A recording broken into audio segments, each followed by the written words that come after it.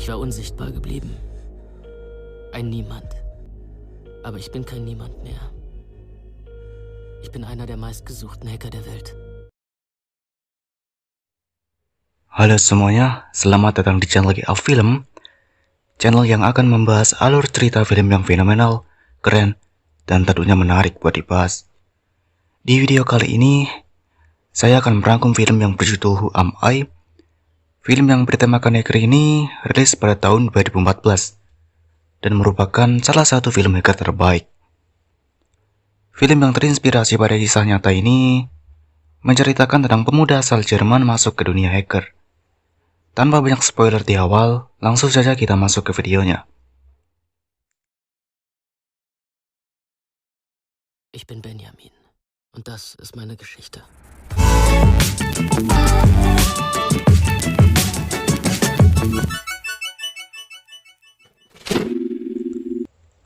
Film diawali dengan karakter utama yang bernama Benjamin yang sedang berada di sebuah ruangan interogasi Europol.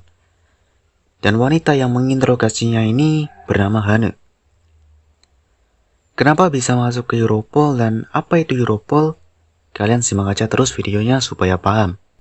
Benjamin ini adalah hacker yang mengetahui tentang kelompok hacker seperti France dan Russian Cyber Mafia. Benjamin memulai cerita dari sosok ia kecil yang bermimpi menjadi superhero.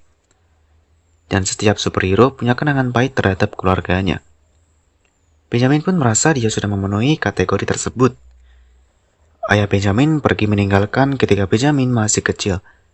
Dan ibunya meninggal karena bunuh diri di umur 8 tahun. Akhirnya Benjamin dirawat neneknya sejak kecil. Benjamin bilang bahwa meretas itu seperti sebuah sulap. Dan ia memulai meretas di umur 14 tahun. Perlu diketahui bahwa Benjamin belajar bahasa pemrograman secara otodidak. GG sih, 14 tahun udah bisa meretas. Pasti banyak dari kalian yang ngaku-ngaku hacker tapi cuma pakai skrip termuk, nyolong pula. Aduh. Kembali lagi ke alur cerita. Benjamin pun sering berkunjung ke Darknet. Perlu kalian ketahui, Darknet merupakan tempat berkumpulnya para hacker, atau bisa dibilang, Darknet itu internet dalam internet. Di Darknet, ada sosok hacker yang dianggap sebagai dewanya hacker, yaitu Mr. X, yang dijadikan panutan hacker-hacker lainnya. Mr. X ini memiliki 3 prinsip. Pertama, tidak ada sistem yang aman. Kedua, incarlah sesuatu yang mustahil. Dan ketiga, bersenang-senanglah di dunia nyata dan dunia maya. Kembali lagi ke ruang interogasi. Di sini dijelaskan bagaimana awal mula Benjamin bisa diinterogasi. Semua berawal karena wanita bernama Mary. Emang ya, cewek itu penyebab dari suatu masalah. Tapi kalau disalahin gak mau. Aduh. Scan pun berpindah yang menampilkan Benjamin sedang mengantarkan pizza ke perpustakaan. Yang di situ terdapat Mary dan juga teman-temannya. Perlu diketahui bahwa Mary ini adalah teman wanita sekolahnya dulu. Dan sekaligus sosok wanita yang ia suka. Di situ, salah satu pria menolak untuk membayar pizza tersebut karena pesanannya tidak sesuai. Dan terjadi sedikit perdebatan antara Mary dan pria tersebut. Kemudian Mary bilang, jika ia dapat mendapatkan soal ujian fakultas hukum, maka Benjamin akan dapat 100 euro lagi. Ketika malam hari, Benjamin berpikir dan menghayal jika ia dapat membantu Mary, maka ia dapat berpacaran, menikah, dan bahkan memiliki anak bersama Mary. Khayalan kalian semua perset boy anjir. Benjamin pun melancarkan aksinya pergi ke server kampus untuk meretas komputer yang berisi soal-soal. Tetapi, aksinya Benjamin diketahui oleh security kampus yang sedang berpatroli di sana. Dan akhirnya, Benjamin pun dijatuhi hukuman 50 jam melakukan pelayanan masyarakat. Nah, di sini awal mula Benjamin bertemu dengan Max. Max pun bertanya kepada Benjamin, mengapa ia bisa berakhir di sini? Benjamin pun mengatakan bahwa ia ketahuan meretas server kampus. Karena Max tertarik dengan hal-hal yang berbau hacker, ia pun mengundang Benjamin ke sebuah pesta. Pada malam harinya, Benjamin pun pergi ke pesta.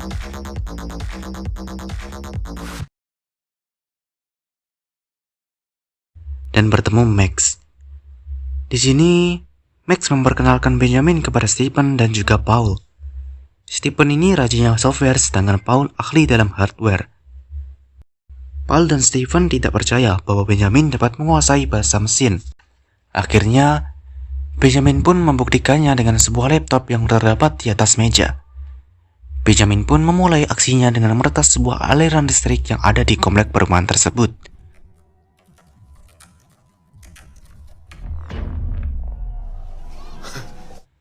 Tidak lama, ada polisi datang. Yang mengejutkan, rumah yang dijadikan tempat pesta bukanlah rumah Max, tetapi milik orang lain. Ada aja nih si Max. Bisa-bisanya buat pesta di rumah orang lain. Ketika akan kabur dari pesta, Benjamin pun bertemu dengan Mary. Mereka kabur dari rumah dan dikejar oleh polisi, dan akhirnya mereka semua berpencar.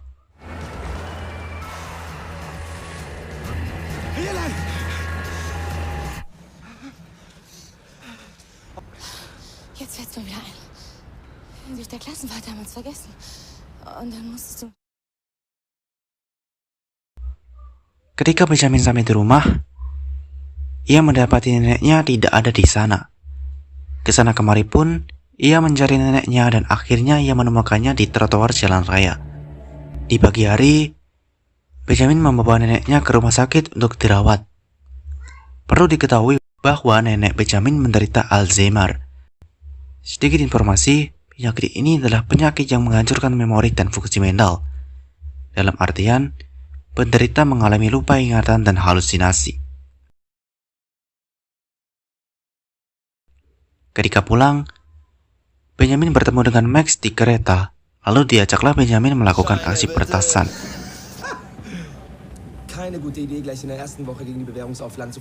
Tetapi sebelum itu, ia mengajak Benjamin untuk melakukan teknik hacker yang paling efektif, yaitu seni menipu yang hebat, dalam artian rekayasa sosial.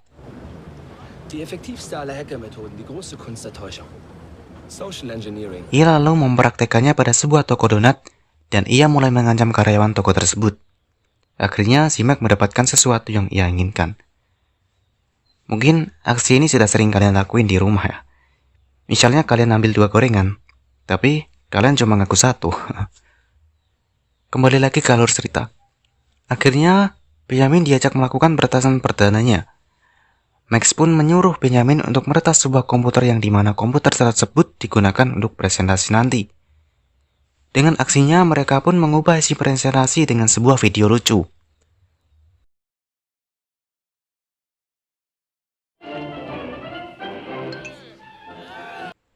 Aksi mereka diketahui dan dikejar oleh petugas di situ, tetapi mereka masih bisa lolos. Setelah itu, mereka pulang ke rumah neneknya. Benjamin, Max, Stephen, dan Paul membentuk grup hacker yang bernama Clay, Clowns Laughing at You, yang artinya badut mentertawakanmu. Also, Clowns laughing at you. Grup hacker Clay ini kembali melancarkan aksinya dengan membuat kejutan kecil di dunia keuangan. Nächste Aktion war ein kleiner Gruß an die Finanzwelt. Dan juga meretas lampu kantor di sebuah gedung farmasi.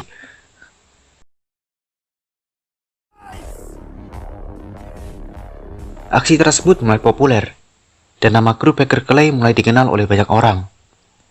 Mac di sini ingin mendapatkan apresiasi dari Mr. X. Namun, Mr. X tidak menganggap aksi grup hacker Clay. Dan di sini, Max merasa kesal.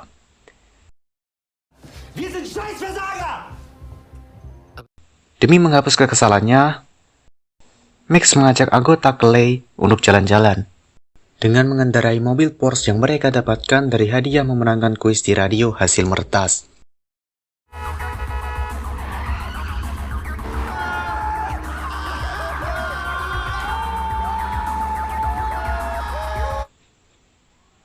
Dan di sini, Max juga mengadakan sebuah pesta kecil di rumahnya.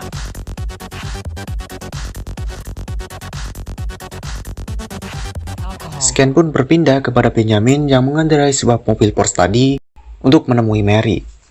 Di sini, ia bertemu dengan Mary dan terjadi percakapan kecil di dalam mobil. Tak disangka, tiba-tiba Benjamin mencium Mary. Tapi Mary merasa menolaknya, dan bukan sesuatu yang bagus untuk Ben. Makanya cuy, jadi orang itu jangan agresif. Sakit anjir gak dianggap. Di sini, teman pria Mary mendatangi Ben dan langsung mengajarnya. Pada pagi hari, Mr. X mengirimi sebuah file yang berisi data cybercrime. Clay dianggap kelompok peretas yang tidak membahayakan dan bukan merupakan pemain besar. Karena hal tersebut, Max marah dan ingin melakukan sesuatu yang besar demi membuktikan bahwa Clay merupakan bagian dari pemain besar.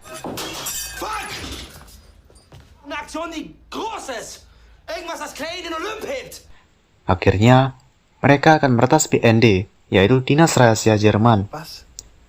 Aksinya dimulai dengan mendatangi sebuah tempat pembuangan surat demi mendapatkan petunjuk. Mereka pun menemukan sebuah surat yang berisi alamat email salah satu karyawan BND. Ben pun mengirimi sebuah pesan yang berisi foto kucing yang di dalamnya terdapat sebuah link phishing demi menjebak si korban yang nantinya Ben dapat mengakses komputer milik karyawan tersebut. Tetapi, di sini mereka belum dapat akses utama ke server. Akhirnya, mereka pun melancarkan aksinya dengan mendatangi langsung ke gedung BND. Aksi mereka berjalan dengan mulus tanpa ada satupun kendala. Pada malam hari, mereka pun pergi ke klub, dan di sana ada Mary juga. Ketika Benjamin ingin memberanikan diri untuk mendekati Mary, ia justru melihat kejadian yang sangat tidak terduga. Ia melihat Max sedang berciuman dengan Mary. Kasian anjir, kena tikung sama teman sendiri. Bayangkan kalian ada di posisi itu. Langsung kena kritikal. Bener-bener jadi sad boy ini si Ben. Kesal dengan kejadian itu, Ben pun mengirim data yang ia ambil dari server BND kepada Mr. X, tanpa sepengetahuan teman-temannya. Keesokan harinya, Max, Paul, dan Stephen mendatangi Benjamin, dan terjadilah pertengkaran kecil di antara mereka.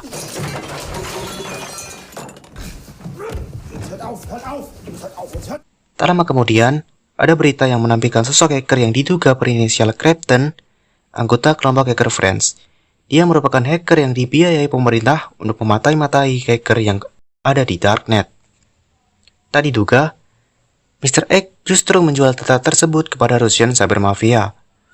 Hal tersebut disalahkan pada kelompok Clay atas kematian Captain. Tak disangka-sangka, Mr. X justru menjadi salah satu anggota Friends. Terjadi pertengkaran antara Benjamin dan juga Max.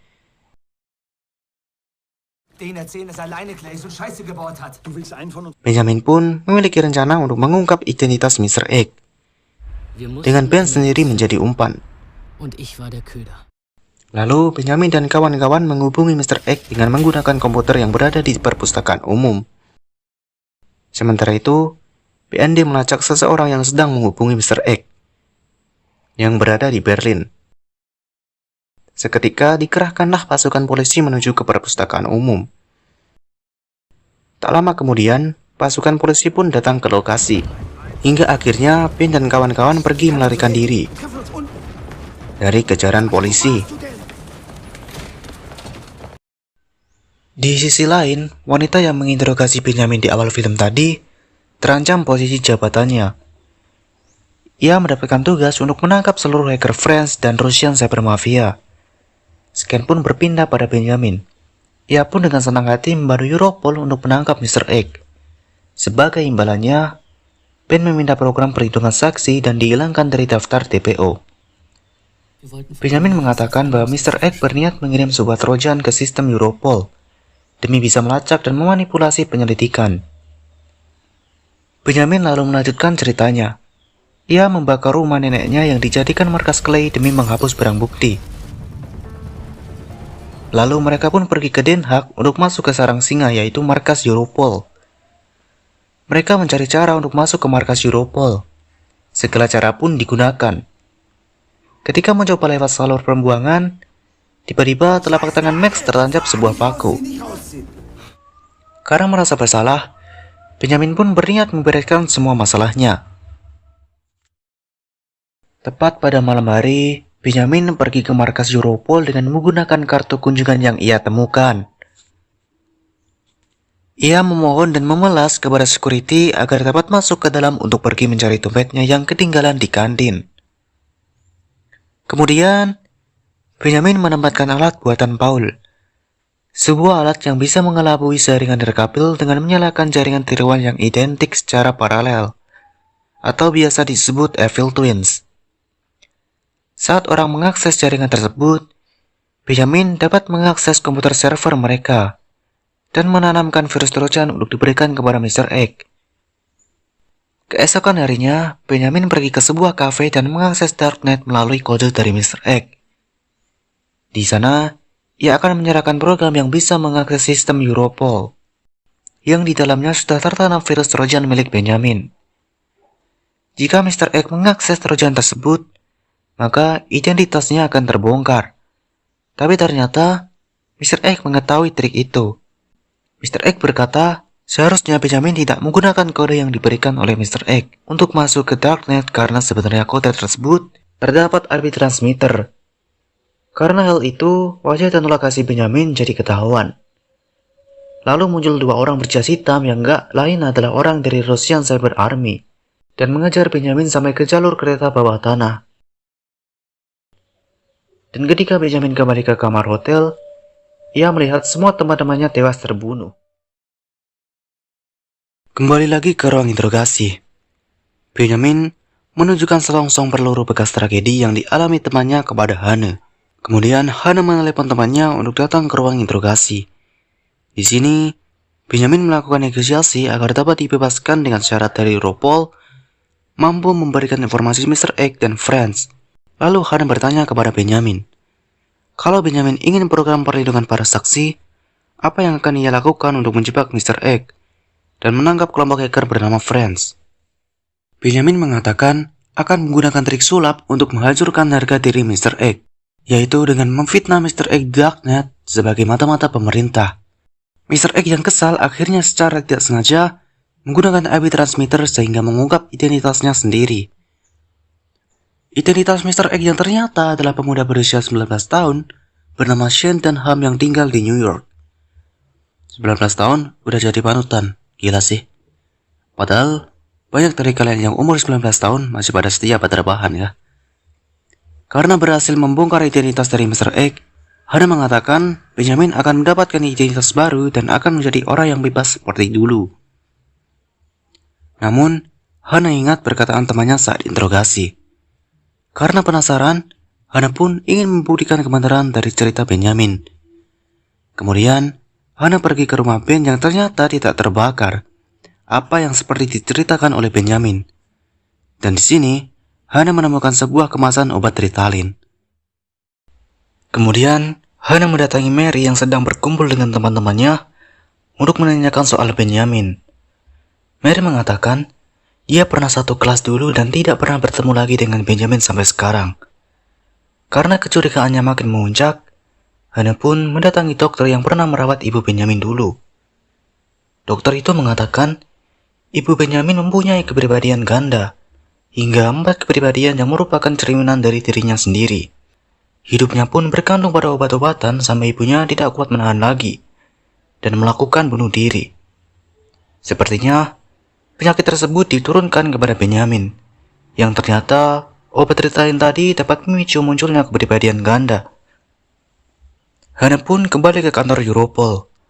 Hasil penyelidikan dari selongsong peluru yang diberikan Benjamin, ternyata bekas dari Perang Dunia Kedua.